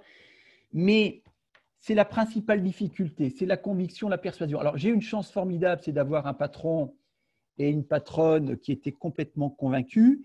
Et j'ai eu la chance formidable, c'est d'avoir des élus qui se sont, entre guillemets, laissés faire. Alors, on se bat avec les moyens. On se bat avec les moyens que l'on a. C'est-à-dire que moi, pour faire avancer ce dossier, je leur ai dit, nous serons les premiers à. Alors, c'est beaucoup d'hommes chez moi. D'accord ? Ils ont été sensibles à cet argument. Mais ils se sont laissés faire parce qu'ils étaient convaincus dans leur fort intérieur qu'il fallait s'engager. Ça, j'y crois beaucoup. Et ce n'est qu'après, lorsqu'on a déterminé les actions et les conséquences des actions, qui se sont posées beaucoup de questions, qu'il a fallu repersuader, reconvaincre, expliquer. Et ils se sont laissés faire. Surtout, faites preuve de bon sens, sachez lâcher sur des détails pour conserver l'essentiel. D'accord, votre cap, c'est-à-dire la labellisation RSO 26000. Si ça a trop d'impact, trop de répercussions, trop de conséquences, il faut savoir lâcher la bride et expliquer à l'auditrice ou l'auditeur ou évaluateur, en l'occurrence ce sera une auditrice, sachez expliquer qu'il a fallu lâcher pour donner un peu de respiration, pour s'engager encore plus fort. C'est vraiment, nous, on sommes vraiment dans une démarche au long cours. En 3 ans, nous ne ferons pas tout, et heureusement. en 3 ans. Alors, j'ai assisté à une causerie Lucie où une collègue du secteur privé me disait ça fait plus de 15 ans dans le pays de la Loire qu'on est labellisé, on a du mal à trouver de nouvelles actions. Bon, on n'en est pas encore là, hein, mais effectivement, au bout de 15 ou 20 ans, lorsqu'on s'est amélioré, effectivement, je l'imagine bien qu'on peut avoir quelques sujets de discussion. Néanmoins, il y a toujours des actions à mener pour progresser. Et c'est la slide suivante, Michael, hein, qui explique pourquoi on s'est labellisé. Clairement, parce qu'on croit qu'il faut s'engager dans une transition durable des politiques publiques, hein, et promouvoir une gouvernance responsable pour répondre aux défis du territoire. Ce que j'ai fait, par exemple, pour leur dire aux élus, alors ça avait détonné, je leur dis, vous êtes peut-être les représentants de la population, mais vous n'êtes pas représentatifs. Alors, que n'avais-je pas dit là? Je leur dis, oui, vous n'êtes pas représentatifs, le territoire, c'est 20 ou 25% d'ouvriers, il n'y en a qu'un parmi les 50 autour de cette table. Vous êtes le territoire, c'est 6% d'agriculteurs, vous êtes 50% d'agriculteurs. Le territoire, c'est 50-50 hommes-femmes, vous êtes 80% d'hommes. C'est 18 ou 20% de jeunes hommes, jeunes femmes en dessous de 30 ou 35 ans. Là, il y en a un. Donc là, ça les a un peu chagrinés. Hein, d'accord. Alors, ce qu'il ne faut pas avoir peur, c'est de se faire non pas des ennemis, mais des opposants. Il ne faut pas en avoir peur, sinon vous ne faites pas de la RSO, hein, même si ils ont la conviction profonde, intime qu'il faut y aller, mais quand vous les bousculez dans leur vie quotidienne, c'est un peu compliqué. Il ne faut pas avoir peur. Il faut leur expliquer, leur dire, mais on peut le changer. Et par exemple, maintenant, du fait du renouvellement des mandats, écoutez, j'ai autant de vice-présidents que de vice-présidentes. J'ai un bureau qui est mixte, j'ai un bureau qui est constitué de nouveaux et d'anciens élus. J'ai un bureau qui est composé du secteur privé et du secteur public. Pas beaucoup de jeunes, malheureusement. Hein, peu de personnes issues de la diversité. Mais, encore une fois, c'est du travail au long cours. Ce n'est que 6 ans, le renouvellement de mandat. D'accord? Comme on est une démarche… le son est de plus en plus dégradé. Ce serait moi ou pas, Michael? De mon côté, c'est bon, je t'entends correctement, donc voilà. je pense que c'est bon. Monsieur ou Madame Labrousse qui me dit ça. Donc, c'est peut-être leur connexion. Je voulais également cultiver des marges de progrès continues et permanentes, mais j'y reviendrai. À cela, des actions mises en place et à venir. Alors, Madame Rebel nous dit que ça fonctionne bien. Créer une culture commune, ça c'est très important, c'est la fameuse colonne vertébrale. On venait d'horizons différents, alors qu'on est voisins de 500 mètres parfois, hein. Avec des pratiques différentes, il fallait créer une culture commune. Et donc, la culture commune, respectueuse, c'était la RSO. Valoriser l'image du territoire, évaluer les politiques publiques. Hein. Donc ça, effectivement, valoriser notre territoire. Dire que moi, quand je rencontre des chefs d'entreprise, je dis, nous, on est comme vous, labellisés RSO. On est dans une démarche de progrès continu. Et ça nous oblige à évaluer ce que l'on fait. Vous savez, dans le monde du secteur local, on fait une action, on la produit, on la monte, on ne l'évalue jamais. Je peux dépenser des milliers d'euros pour 4 ou 5 citoyens et ça n'émeut personne parce qu'ils ne le savent pas. Mais lorsque vous dites, écoutez, vous dépensez autant pour peu de personnes, que fait-on? Est-ce qu'il ne vaut mieux pas, et c'est un moyen d'évaluation et d'aide à la décision pour les élus, est-ce qu'il ne vaut mieux pas consacrer l'argent? Romain Brochu qui dit qu'il est ravi de m'entendre, hein, tant mieux. Hein, moi, je suis ravi de lire votre mail. Ah oui, effectivement, ce que je vous l'avais dit, Madame Brunet pourrait peut-être le dire, mais je suis assez différent des fonctionnaires territoriaux. Hein, d'accord. Alors, des évolutions envisagées, je ne vois pas lesquelles, hein, mais précisées. Si c'est des évolutions personnelles, on peut en reparler. Si vous pouvez préciser. Donc, effectivement, évaluer les politiques publiques. Le deuxième point, cultiver des marges de progrès continu et permanentes des actions mises en place et à venir. Je le résume selon j'allais dire, une chanson de Jacques Brel, hein, qui, dans L'Homme de la Mancha, il parle de l'inaccessible étoile. J'aime beaucoup, hein, je vous invite tous à l'écouter. En fait, pour moi, l'excellence des services publics est l'inaccessible étoile. Je porte la volonté de produire des services publics d'excellence. Alors, on n'y arrivera jamais, mais se fixer cette inaccessible étoile est pour moi un but essentiel afin de produire du service public d'excellence à tous celles et ceux qui en ont besoin. Lorsqu'on regarde ce qui se passe dans certaines régions de France, et notamment par exemple en Seine-Saint-Denis, où la Seine-Saint-Denis clairement a besoin de nous, eh bien, on se doit de produire, de nous tous et toutes, on se doit de produire des services publics d'excellence. Et la RSO, d'après moi, nous permet d'atteindre ces produits, ces services publics d'excellence. S'il n'y a pas de questions, je continue, Michael. Oui, on va garder de toute façon les questions pour la fin. D'accord. Je te laisse continuer. Voilà. Alors, slide suivant, si tu veux bien. Je ne sais plus ce que j'avais mis dans les… Donc, 49 engagements, comme je vous l'ai dit, autour de cet axe. Alors, je vous invite tous à regarder la symbolique du chiffre 7. Et notamment, c'est une symbolique de renaissance. C'est une roue. Tout à l'heure, on avait vu la petite roue que nous a produit Michael. C'est aussi la fameuse roue de Deming dans la certification, l'amélioration continue. D'accord, mais la renaissance. D'accord. Alors, des exemples concrets, mais qui sont des exemples que toutes les collectivités locales réalisent. Il ne faut pas se leurrer. D'accord. Vous n'avez pas besoin d'être RSO, mais c'est mieux de l'être parce que ça vous oblige, ça vous engage, ça vous donne une évaluation qui est beaucoup plus agréable que l'évaluation et l'audit de la Chambre régionale des comptes. D'accord. Mais je vous ai mis 7 exemples, encore une fois 7. 7 exemples, c'est des exemples encore une fois basiques. D'accord. Je ne vous ai pas mis l'exemple, par exemple, sur la gouvernance responsable. Je pourrais vous rajouter, par exemple, on s'est engagé, nous cadres, à être cadres responsables. Pourquoi a-t-on fait ça? Parce que je souhaite que les élus s'engagent sur une charte de l'élu responsable. Et j'ai envie que les agents de base, ce n'est pas péjoratif dans mes propos, sans qui le service public ne pourrait être réalisé, on redécouvre tous de l'importance des caissières dans nos hypermarchés. On redécouvre tous de l'importance des éboueurs, des reapers. D'accord. On redécouvre tous, durant cette période, de l'importance des services publics fondamentaux ou de la production d'eau. On oublie toujours que pour produire de l'eau, il faut des électromécaniciens. Eh bien, cet exemple concret que je voulais vous donner, c'était la responsabilité des élus, des cadres et des agents. On a par exemple un sujet qui me tient particulièrement encore, c'est réduire le délai de 2 ans par 2 du délai moyen de paiement des factures. Alors, c'est un vœu pieux. On se doit de payer les factures à 30 jours. Qui évalue le fait qu'on paye bien nos factures à 30 jours? Qui? Très peu de collectivités locales respectent la loi, la d'ordre public du paiement des indemnités moratoires et forfaitaires. Eh bien, nous, haut et fort, on dit qu'on va les payer et qu'on a réduit par 2 le délai moyen de paiement des factures.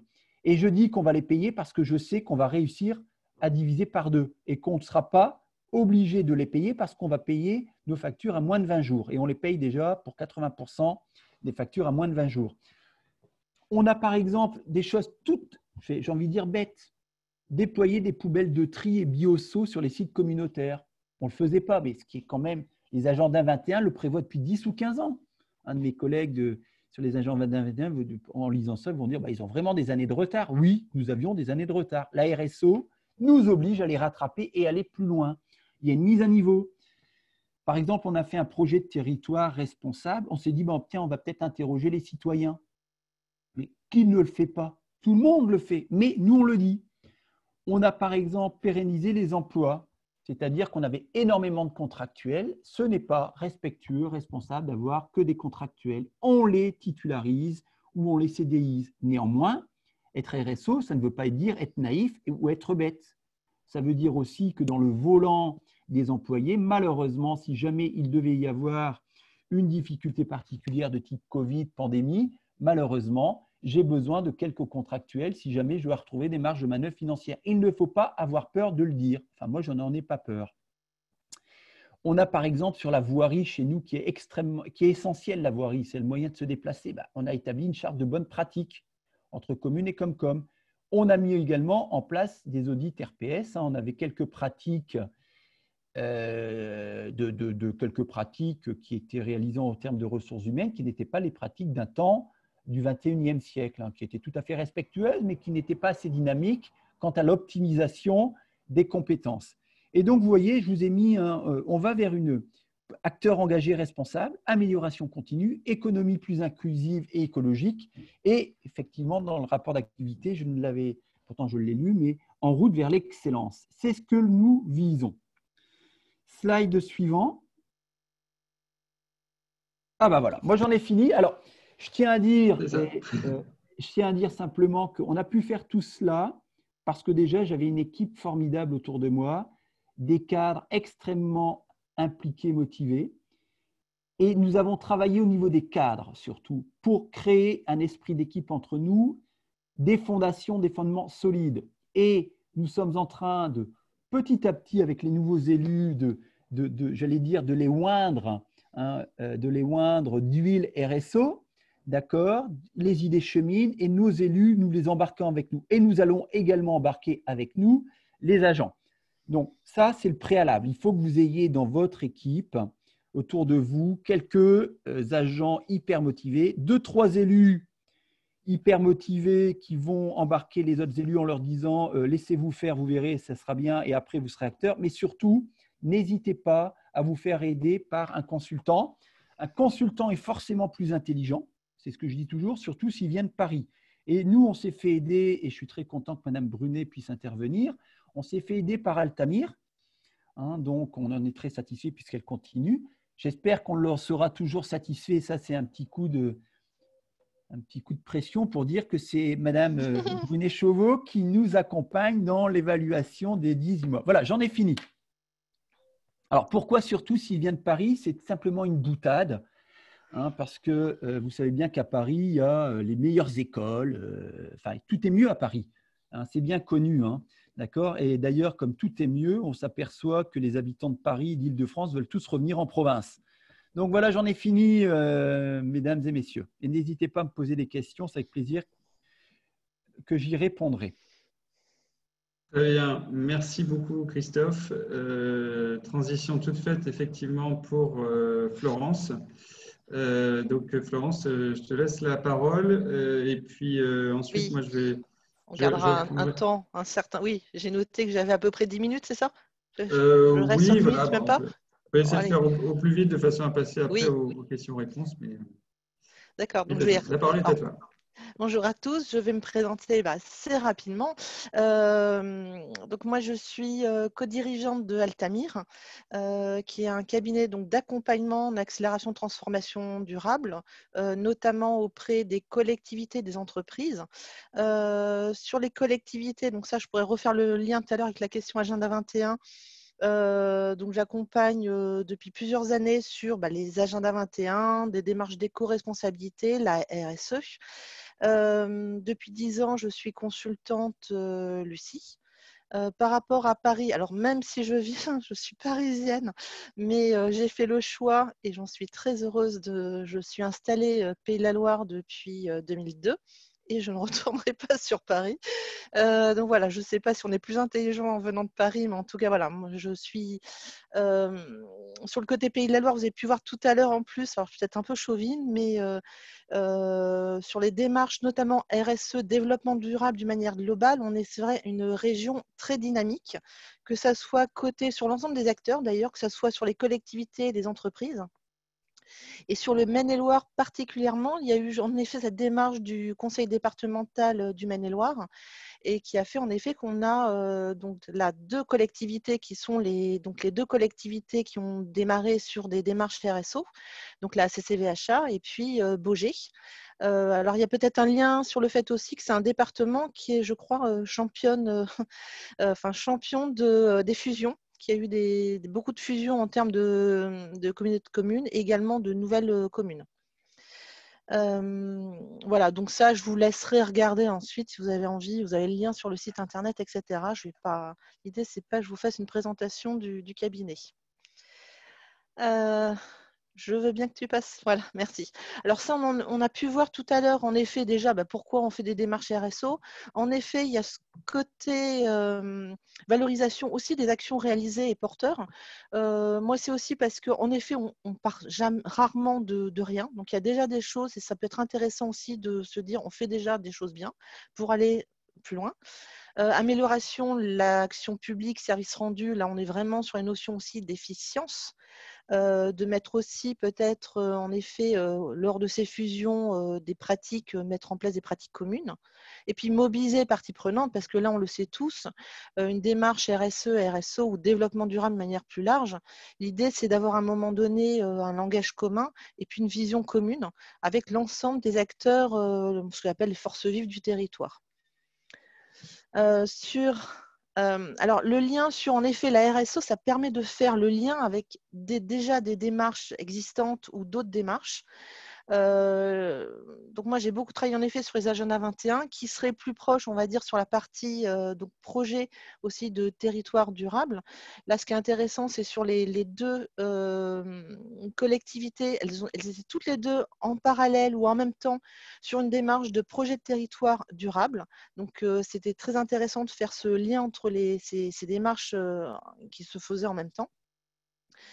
Sur les agendas 21, donc si on peut faire, alors moi c'est vrai que quand je travaillais dessus, j'essayais justement de ne pas être que sur la thématique environnementale, mais vraiment sur une vision globale. La grosse différence, moi, que je vois de mon côté, c'est que notamment sur la partie notamment interne, c'était quand même très réduit. On regardait un petit peu l'exemplarité. Là, on va vraiment dans le détail des pratiques, notamment sur la partie interne, RH, les pratiques d'achat, etc. Voilà, donc là, il y a vraiment un lien. Donc, ça permet en effet, ce côté squelette, ossature, de faire le lien à un moment donné, d'avoir une vision globale entre ce qui se passe. Et là, par exemple, justement, il y a un lien aussi qui se fait entre les actions du projet territoire durable et les actions RSO. Michael, merci. Alors, les 7 clés de succès, alors je suis restée sur le chiffre 7, en effet, pas par hasard. Alors, il y en a sans doute d'autres. Il y a toujours, comme dans toutes les démarches développement durable, il y a impliquer les parties prenantes dès le départ. Plus c'est fait en amont, plus on a des chances de les garder tout au long du processus, et notamment quand on va passer sur la partie mise en œuvre. Donc, c'est vraiment avoir une co-responsabilité. Valoriser l'existant, donc c'est pas juste pour se faire plaisir, mais c'est parce que c'est réel. Il y a souvent il y a plein de choses qui sont faites, et ça permet de se dire, à partir de ça, comment on va un peu plus loin. Être ambitieux, donc ça c'est le côté en effet prendre en compte, mettre en place vraiment des enjeux. Et puis rester humble, c'est parce que, en effet, en 3 ans, on ne va pas tout faire. On peut avoir des enjeux, en effet, plutôt sur du long terme. On le sait, là, les transitions, c'est long, que ce soit en termes, surtout souvent d'ailleurs, humains. Donc, le côté petit pas, ça, c'est vraiment quelque chose à garder parce que ça permet de regarder ce qu'on a fait et puis aussi justement de continuer à impliquer ces parties prenantes. Donc, tenir dans la durée avec la conduite du changement, ça, je pense que c'est important. Et là, quand on peut avoir des nouveaux agents, des nouveaux élus, il va falloir continuer à faire la démarche. Se mettre dans une démarche de progrès, entre guillemets. La labellisation, même si on prend en compte des choses qu'on a fait, c'est pratiquement le début de la démarche. Au moment de la labellisation, on continue à progresser. Et puis, hors sol, ça ne doit pas être du... C'est vrai qu'il peut y avoir cette peur à un moment donné de se dire on va avoir encore plein de nouvelles actions à mettre en... Voilà, ça va être encore du plus, ça va être encore plus de contraintes. L'idée, c'est vraiment un maximum que ça soit vraiment ancré sur du terrain, sur l'ancré dans les pratiques. C'est plutôt modifier des pratiques plutôt que rajouter toujours du plus. Mettre des indicateurs et les suivre. Alors là, c'est vrai que on dit que les collectivités ne sont pas toujours par rapport aux entreprises les plus fortes par rapport à ça, mais déjà, il y a quand même des indicateurs. Là, l'idée, c'est vraiment de travailler justement avec l'interne sur ces indicateurs pour voir tout simplement on part d'où, on va où, et pouvoir voir s'il y a une amélioration qui s'est réalisée. Alors, Pourquoi un accompagnement? Alors là, évidemment, c'est mon point de vue. Voilà, je crois qu'il y a aussi Baugé qui est sur la ligne et qui pourra peut-être intervenir. Moi, ce que je vois de mon côté, en tout cas, alors déjà, pour moi, c'est un accompagnement, c'est-à-dire c'est être à côté d'eux. L'idée, c'est pas de faire à la place, c'est vraiment un chemin ensemble, parce que là, on est vraiment développement durable, on est vraiment sur un chemin vers quelque chose. Donc, c'est challenger, c'est re-questionner, c'est peut-être aussi en effet mettre le petit caillou dans la chaussure de temps en temps. C'est cadencer les choses parce que là, on voit sur une labellisation, ça passe vite. Même si on se met en amont pour faire son autodiagnostic, il faut du temps. Donc c'est co-diagnostiqué. Alors je mets du co un peu partout, mais c'est parce que donc là vous allez faire auto-diagnostic, mais à un moment donné, moi c'est vrai que je vais peut-être voir par rapport notamment à d'autres collectivités que j'accompagne, je vais me dire ça par exemple, ça vous savez, c'est plutôt bien ce que vous faites. Donc voilà, c'est mettre en avant le plus, et puis dans l'inverse, ça va être aussi vous alerter sur les points qui va être ce que j'appelle moi les trous dans la raquette, où là il y a une attention particulière qu'il faudra apporter, notamment au niveau de la réponse dans les plans d'action et de l'engagement. C'est co-animé parce que donc là, il y a eu là pareil, c'est l'accompagnement sur mesure. Donc il y en a certains où je fais vraiment de la co-animation, notamment le groupe de travail, fabrique territoriale. Il y en a d'autres pour le coup qui le font eux-mêmes. Là, c'est au choix. Mais l'idée, en tout cas, c'est de le faire avec notamment le chef de projet pour qu'il soit le plus indépendant possible par la suite. Donc il y a un transfert de compétences. Aider à structurer, à prioriser. Donc là, on est vraiment sur la gestion de projet. On est sur vraiment un projet avec notamment les engagements que vous allez prendre, le plan d'action, en sachant que le plan d'action, de faire attention à ne pas faire ce que j'appelle moi une usine à gaz. Donc intégrer aussi des projets qui sont en cours ou prévus, mettre en place des indicateurs et mettre en place un système de suivi. C'est vous donner évidemment, alors même s'il y a Lucifer, c'est donner des pistes et des conseils et sur du sur-mesure, c'est-à-dire ce qui est pertinent par rapport à vos pratiques et par rapport au territoire, donc en termes de méthodo. Là, par rapport, moi je travaille beaucoup avec le chef de projet, ça va être aussi donner des trucs et astuces, même dans le conduit du changement, ou comment faire pour impliquer les équipes. Donc moi ce que j'appelle sur la posture. Et puis ça va être évaluer les avancées. Là, c'est ce qu'on est en train de faire justement avec la CCVHA pour préparer justement l'évaluation mi-parcours. Et puis c'est supporter, c'est pas dans le sens, il faut supporter, c'est d'être là à côté justement de vous, rassurer aussi, parce que le projet peut paraître un moment important, mais il est réalisable. On le voit avec deux collectivités et en effet un bailleur qui est en cours sur le Maine-et-Loire. Alors j'ai mis l'après-Covid, en sachant que l'après, on n'y est pas tout à fait encore. Alors, je ne sais pas si c'était l'après-confinement ou pas, mais là, l'idée, c'est par rapport à ce type de démarche. Là, on voit, il y a notamment, moi je le vois là sur des démarches qui étaient en cours, il y a eu un petit glissement parce qu'il y a eu un temps d'arrêt. Ça va être en effet, par rapport aux élections aussi, de remobiliser les élus, mais pas que, mais l'ensemble des acteurs du territoire. Ça va être aussi de continuer à co-construire pour co-responsabiliser. C'est vrai qu'on est de plus en plus sur des notions comme ça de la collectivité ne prend pas tout en charge, et pour moi, il ne faut vraiment pas qu'elle prenne tout en charge. Donc, c'est aussi avoir des plans d'action intégrant en tant qu'acteur et de porteur d'action les autres acteurs. C'est innover parce que là, on le voit bien, on est un peu bousculé, on continue à l'être. On sait aujourd'hui que là, il va falloir vraiment intégrer les enjeux environnementaux, sociétaux, économiques et peut-être d'une manière faire différemment pour rendre donc justement nos territoires plus résilients. Alors en termes d'agriculture, on parle de plus en plus de local, la santé, on s'aperçoit que c'est important, la solidarité, l'économie qui peut être assez fragile. La posture aussi par rapport à ça, par rapport à la collectivité, c'est être un facilitateur par rapport aux autres acteurs. C'est réinterroger ses pratiques. Là, tout à l'heure, on parlait aussi, donc c'est être peut-être plus efficient, se remettre en cause. Et là, je pense que tout le monde, en ce moment, éventuellement, se remet un petit peu en cause. Et puis, c'est réfléchir aux nouveaux enjeux. on parlait de transition et notamment l'attractivité. Tout au début, on avait une attractivité marketing territoriale. C'est en effet, il y a peut-être de nouveaux enjeux.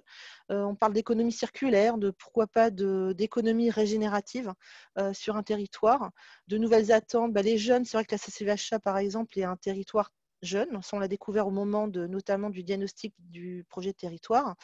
Il y a de nouvelles attentes réelles des jeunes générations qui étaient déjà en bruit de fond depuis quelques années et là qui se révèlent de plus en plus fortes.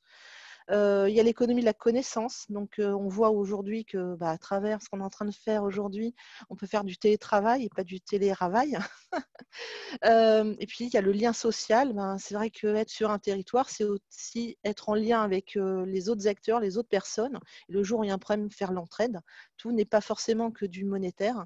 Et puis, c'est du mieux vivre aussi également ensemble avec, entre l'ensemble des générations et l'ensemble des acteurs. Donc ça, voilà, c'est ce que je pense justement que là, alors on voit que tout le monde la retourne aussi sur du comme avant, mais il y a eu quand même, je pense, pas mal d'acteurs qui réfléchissent. Et là, je pense qu'il y a c'est le moment aussi, quitte à refaire des choses, les refaire peut-être différemment. Voilà, je pense que ça, je vous laisserai. Voilà, donc moi, c'est vrai que j'ai la chance de travailler depuis 10 ans avec le label Lucie, puis d'accompagner des acteurs sur un chemin de transition. Donc moi, j'appelle ça vraiment un chemin parce qu'il y a plein de choses à faire. L'idée, c'est pas de faire forcément des chemins sur mesure, même si c'est intéressant de faire en effet du benchmark par rapport au territoire d'à côté. C'est vraiment faire par rapport à soi, par rapport à ses acteurs. Donc moi, je fais vraiment du sur mesure. Alors, qu'est-ce que je lis? On vous souhaite par les achats déployés la RSE. Si oui, tout à l'heure, j'ai vu, alors peut-être on va garder là du temps sur les questions. Par rapport, j'ai vu qu'il y avait une question par rapport aux achats ou le fait d'intégrer en effet la RSE dans les appels d'offres. En effet, en tant que tel, c'est pas facile. Donc là, il y a des collectivités qui travaillent. Alors, c'est pas forcément, vous savez comme moi, la labellisation, on ne peut pas demander de labellisation en tant que telle. On peut demander des critères. Est lié en général quand même évidemment au marché en tant que tel. Donc là, CCVHA est en train de travailler justement là-dessus. J'ai fini et on reste voilà, un petit temps pour les questions. Oui, très bien. Merci beaucoup, Florence. Je reprends la main juste 2 minutes pour vous présenter un petit peu un petit coup de pouce qu'on souhaite donner pour essayer de donner une impulsion aux collectivités qui seraient intéressées pour se lancer dans la labellisation Lucie 26000 jusqu'à la fin de l'année. Et donc, on lance une opération promotionnelle avec une réduction de 20% sur la redevance Lucie. Le budget de labellisation est composé de la formation, d'une redevance et puis des évaluations sur site. Et voilà. Et donc, on vous propose de réduire la redevance pour donner essayer de vous mettre un peu le pied à l'étrier et d'essayer de déclencher un petit peu l'élément décisif pour se lancer. Parce qu'on voit bien que même s'il y a un projet sérieux de se lancer dans la labellisation, jusqu'à la prise de décision, c'est souvent un peu long. Et même quand on est prêt, des fois, on ne fait pas le pas, on attend un petit peu. Et donc, on essaye de donner un petit peu une impulsion supplémentaire pour susciter l'intérêt. Et donc, voilà, jusqu'à la fin de l'année, c'est possible de bénéficier de cette réduction. Donc là, vous avez un petit timing que vous pourrez retrouver dans le support en le reprenant à tête reposée. Mais en tout cas, si jamais ça vous intéresse ou pour les consultants Lucie, si vous êtes en contact avec des collectivités que ça peut intéresser, n'hésitez pas à nous le dire pour qu'on en reparle. Voilà. Et maintenant, on va enfin laisser place aux questions. Encore une fois, vraiment toutes nos excuses pour les couacs techniques qui ont fait qu'on a pris pas mal de retard sur cette causerie, mais j'ai cru voir qu'il y avait quand même pas mal de questions. Et donc, on va essayer d'y répondre. S'il y en a vraiment beaucoup, on va répondre aux principales et puis on répondra aux autres dans le mail de restitution. Voilà, on va répondre en tout cas à toutes les questions. Et puis, s'il y a des questions spécifiques, on pourra revenir individuellement aussi vers vous pour vous répondre de façon appropriée. Voilà, la parole est à vous, n'hésitez pas. Et donc, Héloïse, pardon, je te laisse à toi la parole pour restituer un petit peu les questions qui ont été posées. Alors, la majorité des questions, en fait, ont été répondues au fur et à mesure de la discussion. Alors, excuse-moi, on t'entend pas très bien. Je disais, la majorité des questions ont été répondues au fur et à mesure de la discussion, en fait. Ok. Alors là, on t'entend pas du tout. Alors, déjà, pour rappeler, est-ce que vous m'entendez ou pas? Là, c'est mieux, oui. Pour rappeler, donc, on va bien envoyer le replay à tout le monde, à tous les participants à la fin du webinaire. Et en fait, il y a eu beaucoup de questions pour Christophe, mais il a répondu au fur et à mesure de la discussion. D'accord. Il n'y avait pas de questions supplémentaires pour le moment. D'accord. Donc voilà, j'ai répondu sur le question-réponse, mais c'était des questions très personnelles, donc pour l'instant, je n'ai pas de questions globales. D'accord. N'hésitez pas à me les envoyer sur le chat ou sur le question-réponse. D'accord. Bah, écoutez, en tout cas, merci beaucoup d'être resté jusque-là pour pouvoir aller jusqu'au bout de cette présentation. Et du coup, profitez-en pour poser des questions. On est à votre disposition. Vous avez la chance d'avoir l'exemple d'une collectivité qui est dans la démarche, qui peut répondre de façon concrète aux questions que vous pouvez vous poser. Et puis aussi Florence qui est dans sa vision accompagnante, qui peut aussi apporter des éclairages assez intéressants.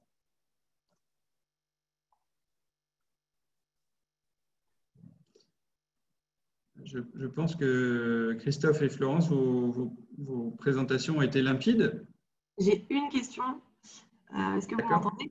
Ouais. Oui. Il demande combien de temps avez-vous travaillé sur la préparation de votre démarche en amont de la labellisation? Donc, c'est Caroline qui pose cette question. Donc, je pense que ça va être du coup pour Christophe, si tu nous entends. Donc, combien de temps avez-vous travaillé sur la préparation de votre démarche en amont de la labellisation? On ne vous entend pas, Christophe.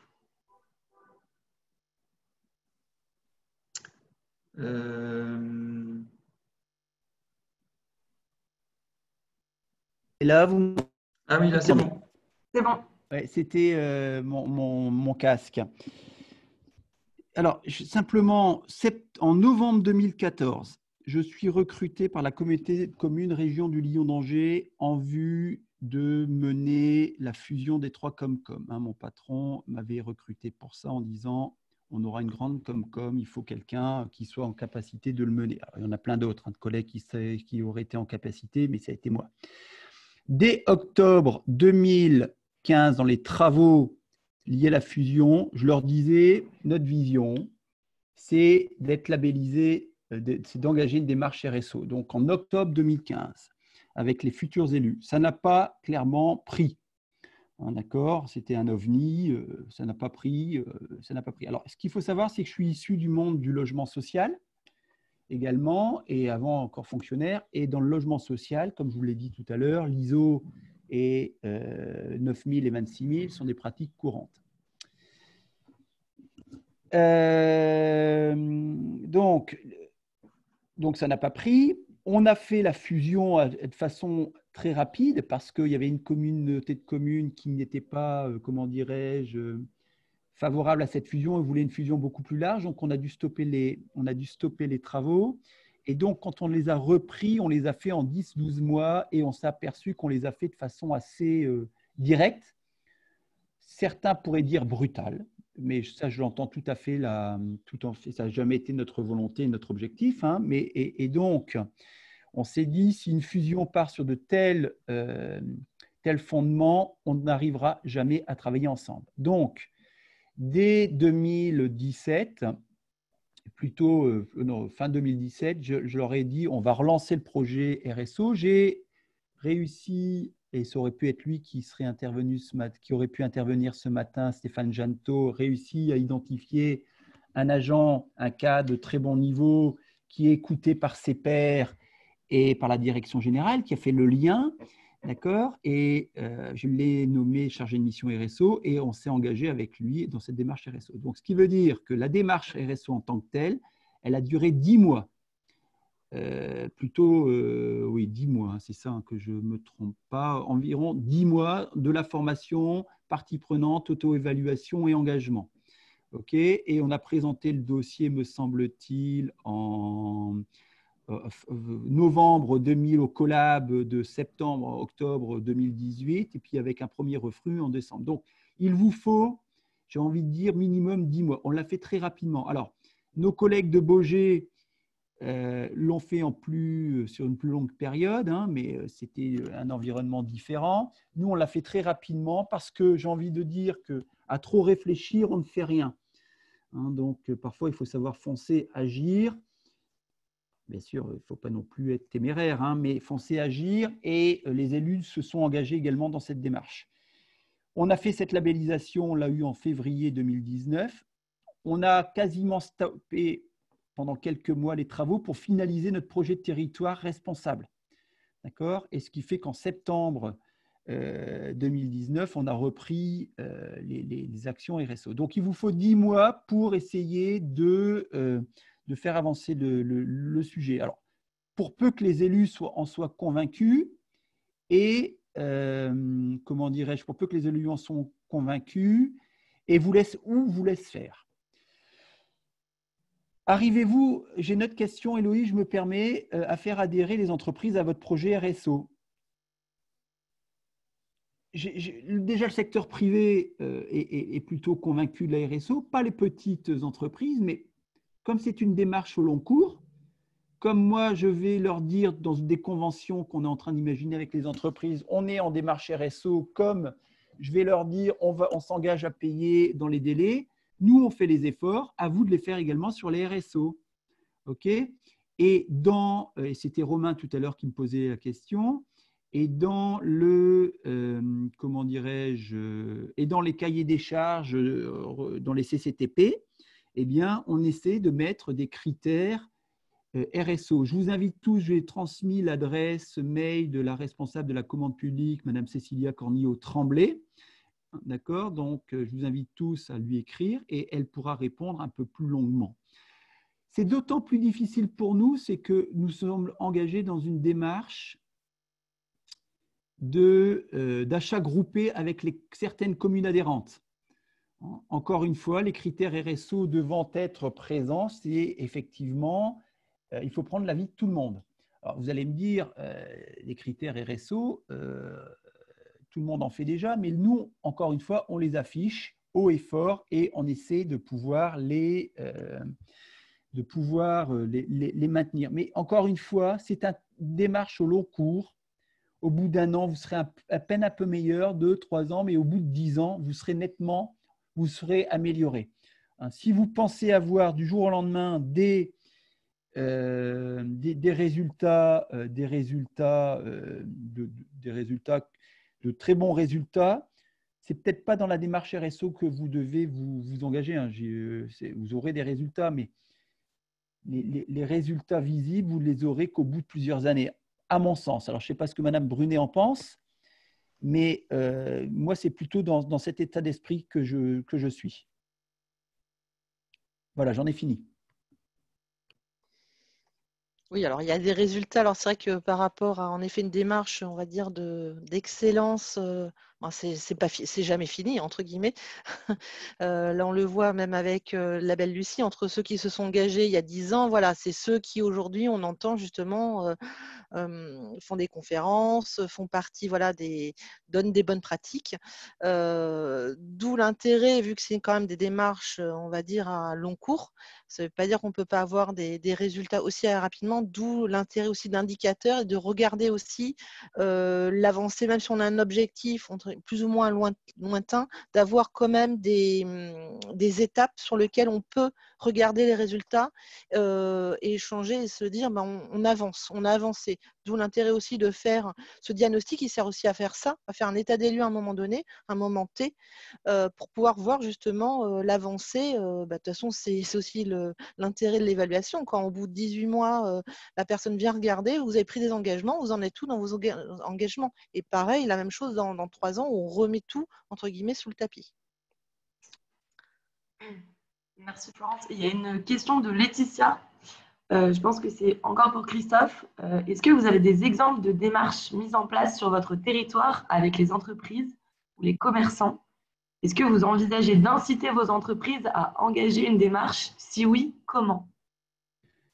Alors, pour répondre à Laetitia, on n'a pas encore de démarche. Je réfléchis. On n'a pas encore de démarche. Madame Brunet, dites-moi si j'oublie, mais on n'a pas de démarche encore sur les entreprises ou commerçants. Alors, il y aurait bien une démarche quand même que je pourrais présenter sous la forme RSO. Mais effectivement, alors déjà, par les achats publics, on veut déployer la RSO petit à petit sur notre territoire et avec nos entreprises. Donc, on fait une convention, on a fait une deuxième convention fournisseur. Par exemple, la première convention fournisseur, c'était de faire la publicité de Chorus, qui est la plateforme de dépôt des factures sur la plateforme obligatoire gouvernementale qui nous permet de payer beaucoup plus rapidement les factures. D'accord ? Ça, on pourrait dire que c'est une démarche RSO.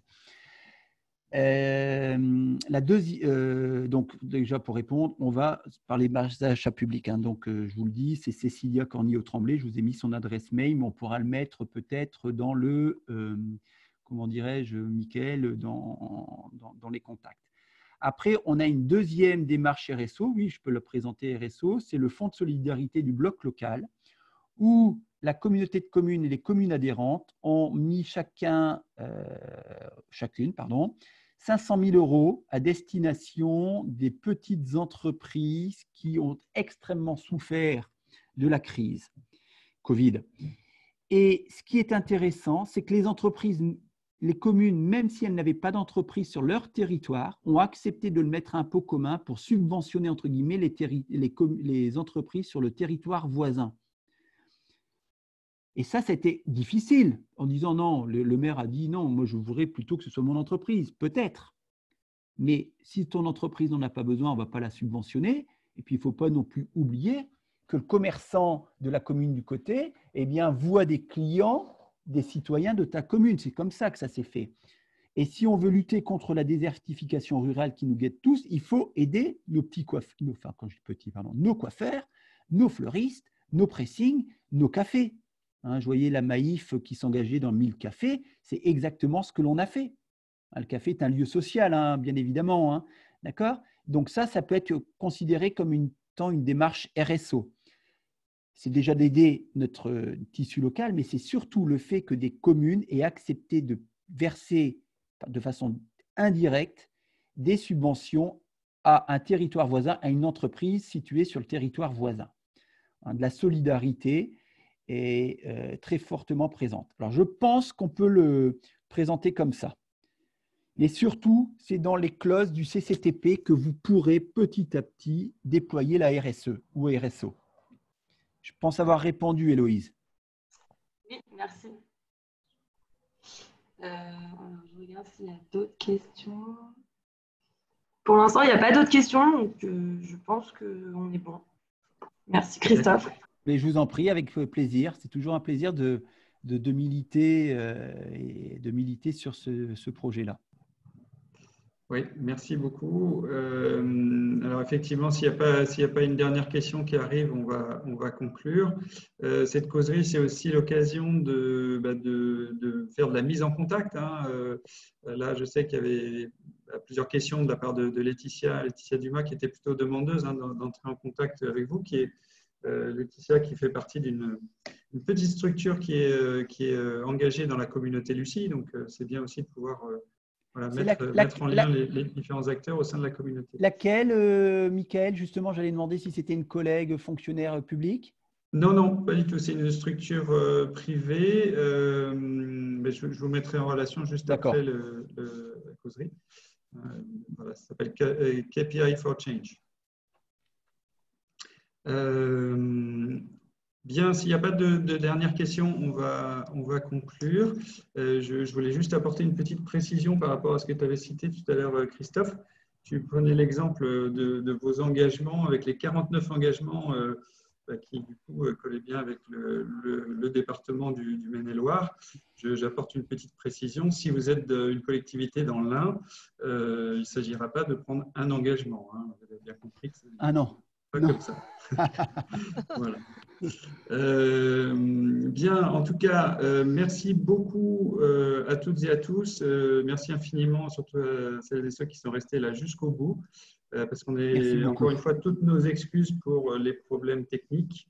On espère que ça ne vous a pas trop perturbé sur votre agenda de la matinée, parce qu'on a du coup débordé pas mal sur le timing prévu.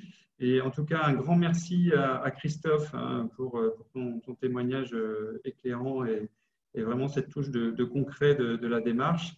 Merci beaucoup Florence également pour ton éclairage. C'était un grand plaisir. Et puis merci beaucoup aussi à Fabien, voilà, qu'on est aussi très content d'accueillir en tant que partenaire avec la Maïf. Et je pense qu'on est en train de débuter une belle histoire et avec de belles choses aussi pour et avec les collectivités.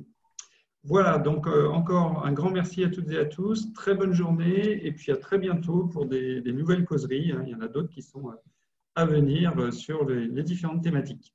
Très bonne journée et à très bientôt. Merci beaucoup. Merci. On Bonne reste, journée. Au Mickaël, revoir. nous Au revoir. Ah ouais, nous on reste…